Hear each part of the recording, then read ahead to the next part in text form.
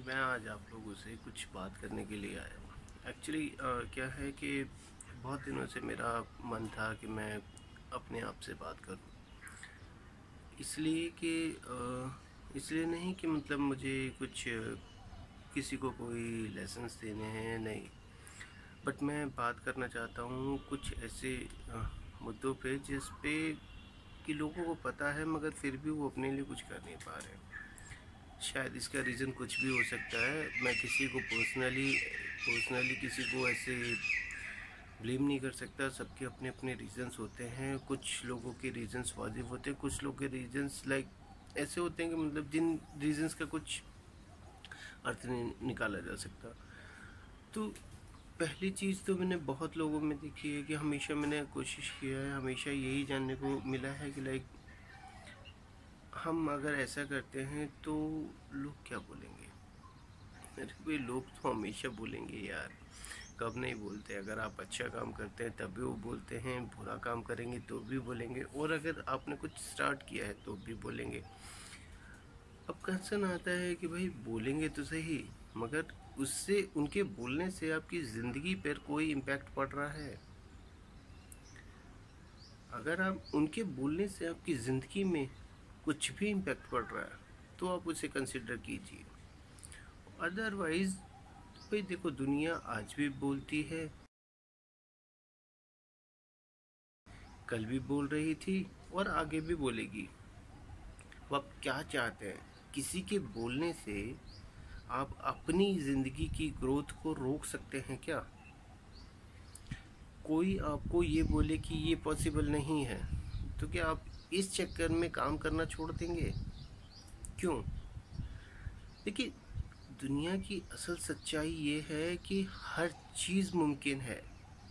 बस आपके अंदर थोड़ा सा पेशेंस होना चाहिए और उस काम को करने की तरीके मालूम होने चाहिए।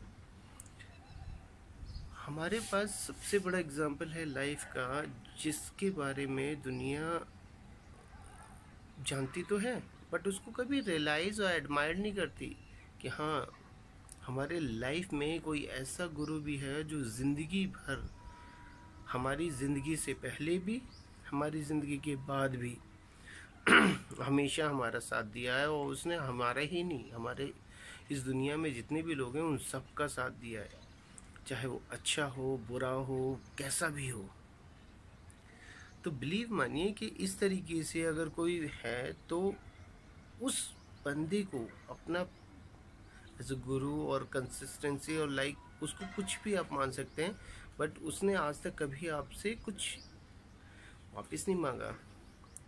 प्रैक्टिकल एग्जांपल है हमारे पास। देखिए, अगर आप सन को देखें तो सन without any late, without any the consistency कैसी होती है।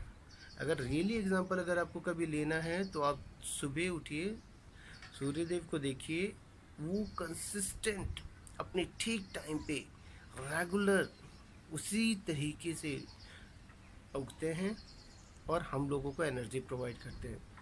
अब कभी भी अगर आप डीमोटिवेट हों या कभी भी आपको लगे कि हाँ अब मुझे कोई रास्ता नहीं दिख रहा, तो सबसे बेटर उपाय है अर्ली मॉर्निंग उठिए। जब सूर्योदय होने का समय हो, अपनी आंखें बंद कीजिए, प्रॉपर योग साधना में आइए, और जहाँ सूर्य की किरणें आ रही हों, आपके बॉडी पे पड़ रही हों, उस किरणों को अपने फॉरहेड पे लीजिए और आंखें बंद करके उसको फील करने की कोशिश कीजिए। जिस दिन आप उसको फील करने की कोशिश करेंगे ना, तो आपके सामने सारे रास्ते आपके ओपन हो जाएंगे। बस मैं आज यही आपसे डिस्कस करना चाह रहा था।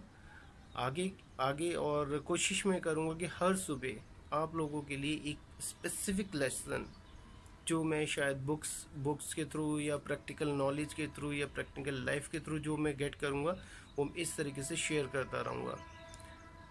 Let's hope for the best. Till then, bye, take care.